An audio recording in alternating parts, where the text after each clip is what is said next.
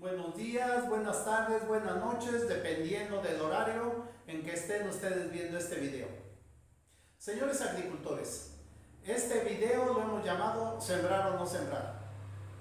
A través de nuestra práctica de ya casi 40 años en la agricultura, nos hemos encontrado con tres tipos de agricultores. Hay un porcentaje de agricultores que ciclo con ciclo están reportando pérdidas en su actividad llamada agrícola. ¿Cómo es posible esto? Normalmente estos agricultores tienen parientes en Estados Unidos que los subsidian, por decirlo de un modo, o bien tienen otra actividad económica que les permite desviar el dinero de su otra actividad económica e invertirlo en el campo. Para estos agricultores es este video. Vamos a tratar aquí los factores o actividades que debemos de conocer, aprender y dominar para llevar a cabo correctamente en todo el ciclo de la siembra, de manera de tratar de revertir esas pérdidas en utilidades. Hay otro porcentaje de agricultores que está obteniendo utilidades mínimas, pero bueno, obtiene utilidades mínimas. Pero como en la práctica de la agricultura, igual que cualquier otro negocio, no existen límites. Si nosotros conocemos estos factores, estas actividades, las conocemos, cuáles son las más determinantes, las dominamos y las aplicamos a tiempo, nos podemos seguir a aumentar las utilidades. Y hay otro porcentaje de agricultores que ya son exitosos, que tienen muy buenas utilidades. Sin embargo, si nosotros conociéramos un poquito más estos factores, si los conociéramos, aprendiéramos, los mejoráramos, estamos seguros que aún esos agricultores que ya están siendo exitosos, sus rendimientos y sus utilidades, no cabe duda lo que los podría aumentar. La mayoría de los agricultores en nuestro medio están obteniendo entre 10, 12, 14 toneladas por hectárea de maíz.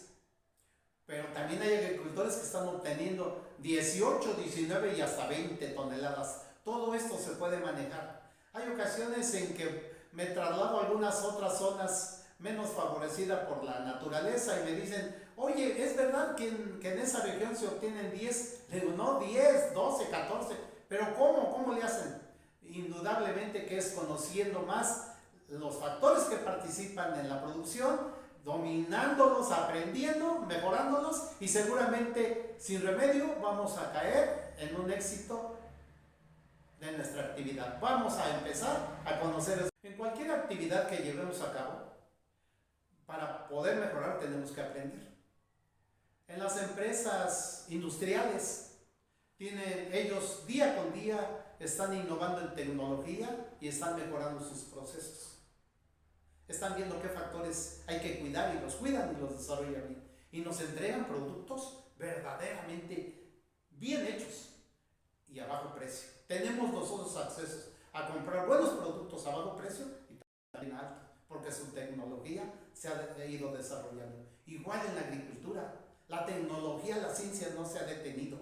Cada día se innova, cada día se perfeccionan más los procesos y los factores de producción. ¿Y dónde los vamos a aprender? Vamos a aprenderlos en primer lugar con el agricultor exitoso que es nuestro vecino. Vamos a preguntarle, vamos a fijarnos, vamos a notar qué semilla puso, cuánto fertilizante puso, qué insumos puso, en qué momento los aplicó. Vamos a preguntarle. Ellos normalmente están dispuestos a compartirnos sus experiencias. Otra fuente de conocimiento muy fiable vienen siendo los técnicos, los ingenieros agrónomos que trabajan en la presidencia, que trabajan en el gobierno del estado o que trabajan a nivel federal. Normalmente hay una oficina para atender precisamente a los agricultores. Ellos también tienen mucha información y muchos ejemplos y mucha disponibilidad de compartirnos los conocimientos. Otra fuente de conocimiento son los días de campo que se hacen al final de ciclos. Se hacen muchísimos días de campo. Cada marca hace 1, 2, 3 o 4 o 5. Nosotros podemos ir, no vamos a ir pues por la comida, por lo que nos pudieran obsequiar. Vamos a ir a observar los nuevos híbridos, las nuevas variedades, vamos a ir a observar los nuevos productos, cómo los aplicaron, y siempre hay que ir anotando, siempre hay que ir anotando. Otra fuente de conocimiento importante es precisamente la internet. Podemos accesar a YouTube para videos como este, o podemos accesar directamente al buscador, y el tema que nosotros queramos investigar, allí lo podemos encontrar. Podemos tomar ejemplos de otros países, podemos tomar ejemplos de la localidad, allí los vamos a aprender. Otra fuente de conocimiento son los libros y revistas. Vamos a suscribirnos a revistas, vamos a consultar libros, vamos a la biblioteca, vamos a aprender sobre la agricultura. Otra fuente de conocimiento importante son las universidades. Todas las universidades tienen un departamento de difusión de conocimientos. Esos departamentos de difusión, si ustedes se dieran cuenta, qué gusto le daría a esos técnicos que están innovando en recibirnos y nos mostrarían a detalle lo que están haciendo nuevo. También hay institutos de investigación que igual están llevando a cabo procesos que ellos están ávidos a que nosotros le preguntemos. Vamos a interesarnos, vamos a mejorar esta actividad que nosotros tenemos, porque tenemos muchas fuentes de información. Bien, vamos a mencionar los factores. Los factores son diversos y aquí vamos a mencionar los que nos parecen más determinantes. El primero de ellos es la cuestión del dinero, el presupuesto. El presupuesto que tenemos que hacer para comprender desde el inicio de nuestras actividades hasta el final a la cosecha. Tenemos que calcular bien ese presupuesto. Les voy a mencionar con un ejemplo. Vino un agricultor y me dijo, oiga, no siembro 100 hectáreas y no puedo superar las 6 toneladas por hectárea en promedio de maíz. ¿Qué puedo hacer? Pero ¿por qué, don Rodrigo? Mire, lo que sucede es que siembro las 100 hectáreas y sobre todo cuando se viene el reabone, que tengo que tirar la segunda fertilización, resulta que no tengo el dinero suficiente y pues le pongo el fertilizante con lo que me alcanza. Oiga, don Rodrigo, ¿y por qué en lugar de sembrar 100 hectáreas no siembra usted 50? Y así su presupuesto, su capital va a quedar holgadito. Y así lo hizo. Y entonces, en ese ciclo, estuvo obteniendo de 12 a 13 toneladas por hectárea de sus 50 hectáreas. Entonces, tenemos nosotros que calcular bien, de acuerdo a la superficie que sembramos, tenemos que calcular bien nuestro presupuesto. Si nosotros calculamos o ya sabemos que no lo vamos a poder solventar, pues vamos a sembrar menos. Y si nos vamos a lo mínimo y resulta que no nos alcanza tampoco, pues entonces no hay que sembrar, porque no solamente no vamos a ganar, sino hasta vamos a perder. La cuestión del presupuesto. Otro factor determinante es el suelo, la tierra donde sembramos. Una cuestión determinante es la fertilidad del suelo. Resulta que hacemos nuestro presupuesto, todas nuestras actividades, pero resulta que no estamos obteniendo buen rendimiento. Y entonces se nos ocurre, alguien nos dice que hagamos un análisis del suelo y ahí nos reportan que la fertilidad está mal, está muy baja. Entonces, pues allí nos tienen que decir cómo podemos corregir y aumentar la fertilidad. Y bueno, pues le invertimos y recuperamos la fertilidad. No solamente la vamos a recuperar para que nosotros ganemos y sigamos con nuestra actividad, sino que además le vamos a dejar una herencia de un suelo fértil a nuestros hijos. Es importante la fertilidad del suelo. Otra cuestión importante del suelo es la topografía. Un agricultor me decía en uno de los videos, usted habla de nivelar, pero ¿qué sucede si mis terrenos están en lomerío? ¿Cómo voy a emparejar? ¿Cómo voy a nivelar? Nivelar no significa dejar plano, nivelar significa hacer las curvas de nivel para que nosotros podamos trazar bien los surcos, que corra bien el agua y sobre todo para que no haya erosión. Entonces tenemos que considerar la topografía. Un punto aparte que de hecho vamos a hacer un video especial es la materia orgánica. Miren ustedes, así como ya hay autos eléctricos, así como ya hay generación de energía eléctrica a través del sol, y ya hay calentadores con el sol, de agua, así nosotros vamos a llegar a mediano plazo a practicar la agricultura orgánica. Con base precisamente a la materia orgánica, vamos a ir dejando de utilizar paulatinamente los fertilizantes comerciales y vamos a llegar a una agricultura orgánica. Si a eso vamos a llegar, pues entonces es importante que vayamos conociendo cómo podemos enriquecer de materia orgánica a nuestro suelo. En nuestro medio, la ley ya prohíbe echarle cerillazo al rastrojo, pero todavía se siguen haciendo pacas, pero todavía se incorporan los rastrojos al suelo, pero sin ningún método. Entonces vamos a aprender la importancia de la materia orgánica, su manejo, y a enriquecer nuestros suelos de materia orgánica, porque hacia allí vamos. La altura sobre el nivel del mar.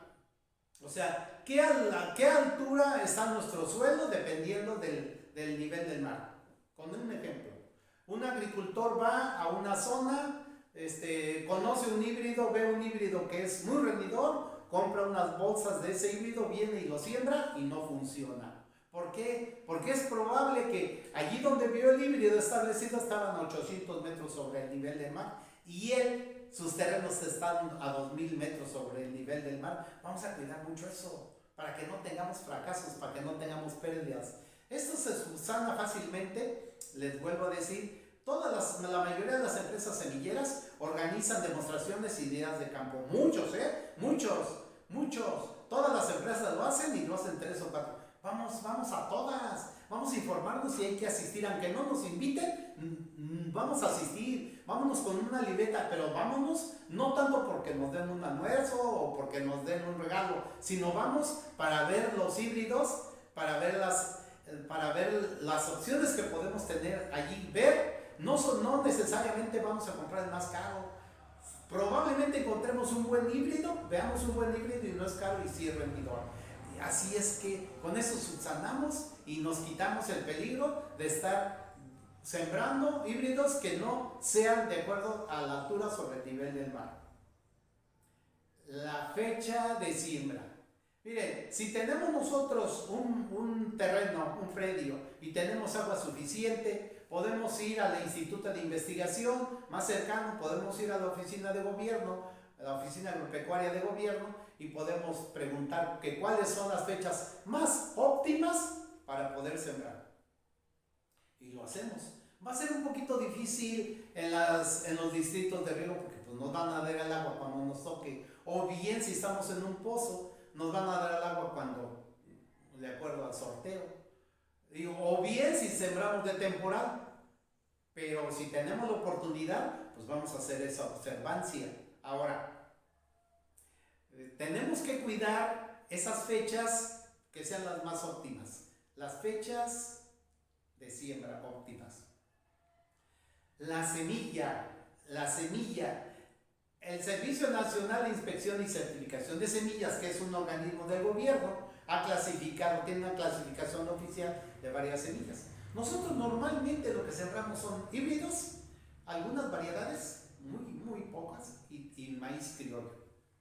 Nuevamente, en relación a los híbridos, que tienen muchísimas ventajas y que hay muy buenos, pero muy buenos en el mercado, nada más es cuestión de asistir nuevamente a estas demostraciones y días de campo, ir con nuestra libretita, apuntar todo, preguntar todo y elegir una que no necesariamente sea la más cara, pero podemos encontrar una de buen precio y rendidora en relación al híbrido.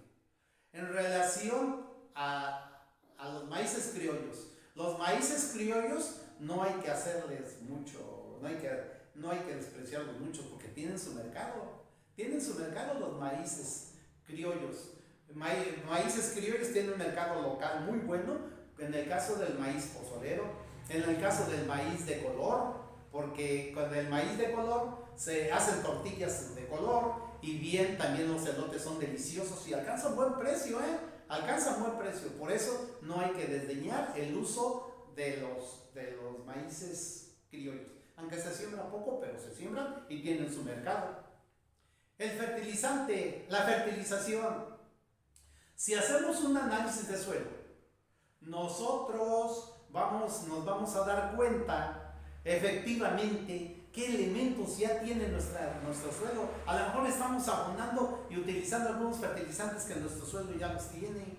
O a lo mejor estamos fertilizando y no estamos aplicando un fertilizante que le está haciendo falta a nuestro suelo. Entonces hacemos el análisis del suelo, allí nos dice con qué fertilizar y cuánto ponerle. Excelente, ¿verdad? Otra cuestión importante en la fertilización es saber en qué etapas del crecimiento y desarrollo de nuestro maíz le vamos a poner el fertilizante. Nosotros tenemos un video que explicamos perfectamente bien esto. Sin embargo, de manera general les quiero comentar que son 3 etapas mínimo. Uno a la siembra, otro entre 45 y 50 días y otro cuando está parando oreja o queriendo gilotear. Bien. El agua, el riego. Nosotros tenemos que observar si nuestra agua es normal, si nuestra agua está siendo benéfica de riego, y si no, y si estamos viendo cosas anormales en el riego, en el agua, pues vamos a hacer un análisis del suelo, porque muchas veces las aguas traen algunos elementos de más, o bien inclusive hasta le faltan algunos elementos, y entonces en lugar de que nos beneficie como debe de ser, a lo mejor nos está perjudicando. No es, normalmente el agua tiene sus cualidades normales, pero bueno, en el caso extremo, ¿verdad? Y en el caso del temporal, pues vamos a sembrar. Yo le sugiero a la gente, en el caso del temporal, que siembren cuando ya esté mojado, cuando llueva y ya esté mojado. Hay que empezar a sembrar. Me ha tocado visitar algunas zonas donde, por ejemplo, aquí el temporal entra a partir del 24 de junio y la gente empieza a tirar la semilla desde 30 o 40 o 60 días antes. Imagínense, la semilla es un ser vivo. ¿Qué sucede con el viento, el sol? Pierde el poder de germinación y vamos a fallar. Entonces vamos a tener cuidado en qué momento sembramos. Ahora, es muy común que pregunten en el Facebook, en los grupos de agricultores, ¿en qué momento le doy el riego a mi cultivo? ¿Y qué creen? Que la planta, y ustedes ya lo saben bien, la planta nos dice cuando ya está necesitando agua. Y sobre todo nuestro suelo, que ya lo conocemos, ya sabemos. Y si no, pues en un momento dado ven unos aparatitos que se llaman potenciómetros, se pone y ya nos dice cuánto. O bien podemos ir a escarbarle y ver a qué nivel va la humedad respecto a las raíces. Eso es en relación al agua. Estos son los factores. En esta parte del video abro un espacio especial para mencionar la importancia que tiene los análisis de suelo. Cuando algún agricultor me contrata para apoyarlo desde el punto de vista técnico, le pongo de requisito que tenemos que hacer un análisis de suelo. Ustedes tienen que valorar verdaderamente la información que nos va a proporcionar el análisis de suelo. El análisis de suelo nos va a dar resultados de características químicas y físicas de nuestro suelo. Nos va a dar mucha información, pero mucha. Nos va a dar qué fertilidad tiene, qué elementos tiene, cuáles no tiene, qué cantidad tiene. Nos va a decir qué pH tiene, qué conductividad eléctrica tiene, qué punto de saturación para el agua tiene. Bueno, nos va a arrojar una serie de datos verdaderamente valiosos para iniciar nuestra empresa o mejorar nuestra empresa llamada agricultura. Y el costo que tiene es verdaderamente económico. En mi zona, el laboratorio que queda cerca de donde yo laboro, tiene un costo de 1,300 por tierra. Esto es, si nosotros mandamos, tomamos muestras para 10 hectáreas, porque nuestro predio mide 10 hectáreas y lo mandamos, van a ser 1,300 que dividido entre 10 nos sale a 130 pesos por hectárea. Es verdaderamente económico. económico para las herramientas y la información que nos está arrojando. Para las personas que viven en otras partes de la República, yo me ofrezco por vía WhatsApp o bien por vía videollamada o por cualquier otro medio a indicarles cómo van a tomar las muestras de sus suelos, y si no hay laboratorio cerca de ustedes lo pueden mandar por paquetería. Yo les voy a dar la dirección. Por paquetería envían la muestra y en cuanto ya estén listos sus resultados, se los van a mandar o ya sea por correo o ya sea por WhatsApp, y allí le van a venir todas las indicaciones que dan como consecuencia de ese análisis. ¿Qué le van a poner cuando sobran? ¿Qué le van a poner si tiene alguna situación que corregir de su suelo? ¿Cuánto fertilizante le van a poner si ustedes quieren una meta de tantas toneladas? ¿O cuánto si quieren una meta de más? Les van a decir cómo arreglen inclusive la estructura de su suelo. Mucha información a vuelta de correo. Y si ustedes tienen duda, pueden volver a llamar al laboratorio y aclarar que no entienden esto, no entienden el otro. Lo pueden hacer con ellos o lo pueden hacer conmigo. Y el chiste es que ustedes conozcan una radiografía perfecta de su suelo y que descubran ustedes ahí qué es lo que les está haciendo falta para obtener los resultados que están deseando. Es importante el análisis del suelo. Por favor, anótenlo, por favor, subrayenlo. A esta parte del video le llamo cuidar, atender, estar al pendiente. Recuerdo mucho que don Enrique, un agricultor, lo llegué a visitar y tenía un maíz precioso, hermoso. Don Enrique, ¿cómo le hace? Mire, diario hay que rozarse con las plantas. Diario hay que rozarse, diario hay que rozarse. Diario hay que rozar las piernas, el hombro, diario hay que rozarlas, todas. Y la verdad es que yo me vine y después de días alcancé a descifrar qué era lo que quería decir. Pues lo que quería decir es que diario las vigila, diario está allí. Ese es su único trabajo y tiene que estar allí, en el caso de que sea su único trabajo. Y entonces hay que estar cuidando y al pendiente. Cuidando el día de la siembra. El día de la siembra no se pueden separar de allí. Ese día sembramos y ese día fertilizamos. Tenemos que estar al pendiente, tenemos que ver que la sembradora esté bien calibrada, tenemos que ver que esté cayendo a la distancia que se necesita y a la profundidad. Y tenemos que andar corriendo atrás del tractor y viendo que la semilla vaya cayendo y que vaya cayendo a la distancia y a la profundidad. Y cada que regrese tenemos que destapar los botes para ver que efectivamente está cayendo la semilla. Y lo mismo el fertilizante.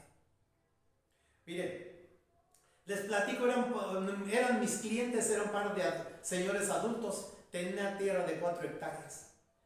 Y me compraban 7 u 8 bultos y compraban mucho fertilizante, y yo iba a ver sus siembras y siempre estuvieron muy raras y muy malas. Y entonces yo no me explicaba por qué, y resulta que ellos tenían un maquilador, y entonces iban y le dejaban la semilla y el fertilizante, y el maquilador lo sembraba y ellos ni cuenta se daban, nunca iban. Entonces yo le dije a los señores, mire, el día de la siembra, que también se fertiliza, vaya y póngase una silla y esté ahí al pendiente, no haga nada, no haga absolutamente nada, nada más estar al pendiente. Pues mejoró un poco, pero no total. ¿Por qué?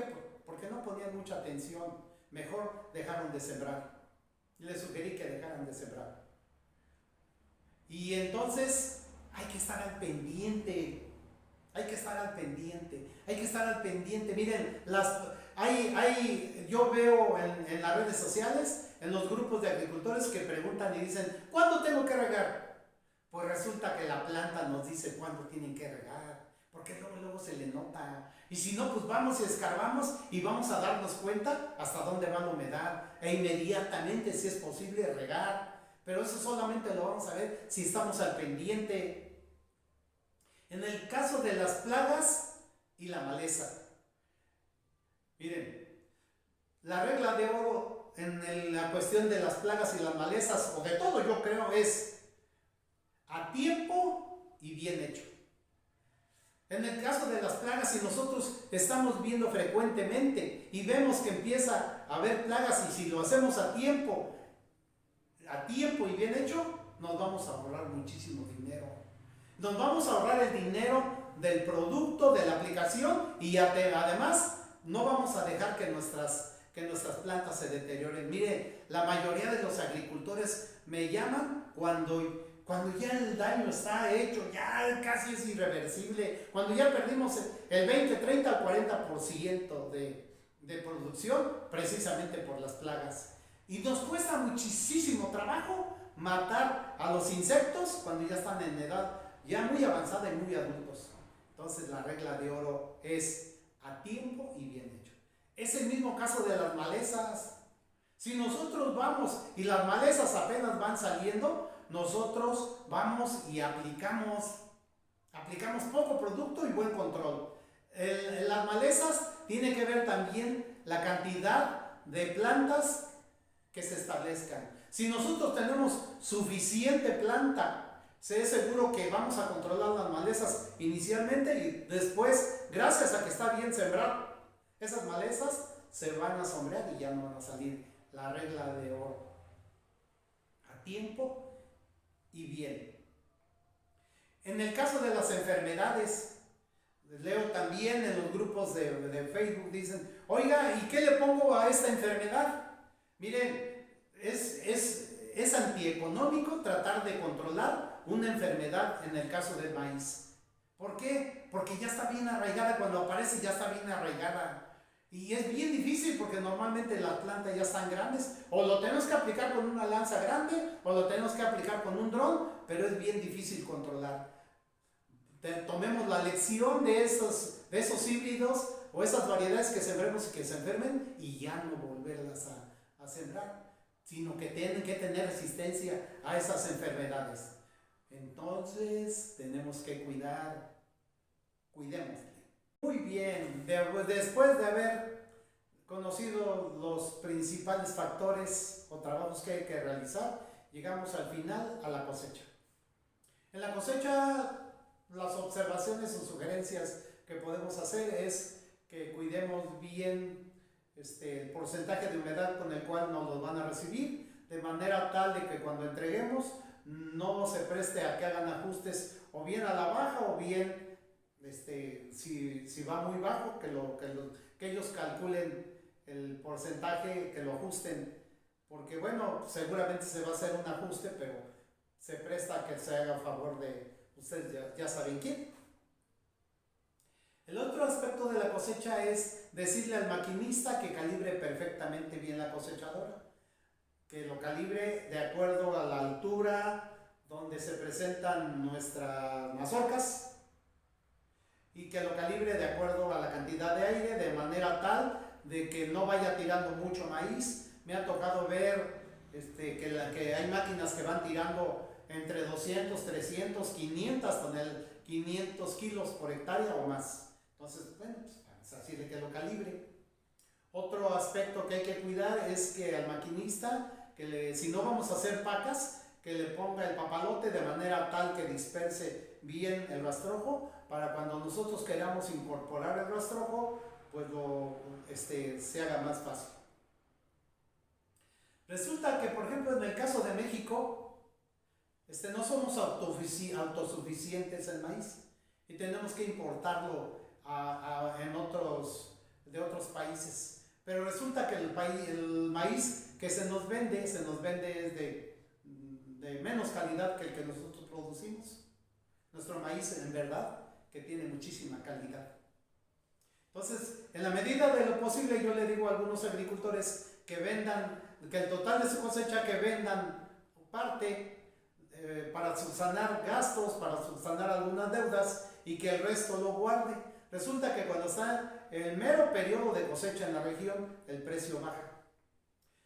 Y después de 30 o 50 días que terminó la cosecha, tiende a subir. Pues es un momento para poder vender, claro, cuando se pueda. Felicidades porque aprendimos, porque nos transmitimos experiencias. Quedo a sus órdenes. Como hemos mencionado, nosotros damos asesoría y apoyo técnico presencial en la región donde habitamos, donde residimos. Gracias a la internet ya tenemos 2 ciclos que estamos brindando este apoyo y orientación técnica a nivel digital, aprovechando las herramientas de WhatsApp y de videollamadas. Tenemos clientes en la República Mexicana y algunas partes de Latinoamérica. Nuestros servicios son puntuales y son eficientes y a bajo costo. Nos vimos en la necesidad de ofrecer este servicio, ya que en algunos grupos de agricultores que aparecen en el Facebook, vemos que plantean algunas preguntas y en ocasiones se dan algunas respuestas que verdaderamente nos preocupan, porque muchas veces no tienen base o no tienen los elementos para poder recomendar esas situaciones, y sí nos preocupan.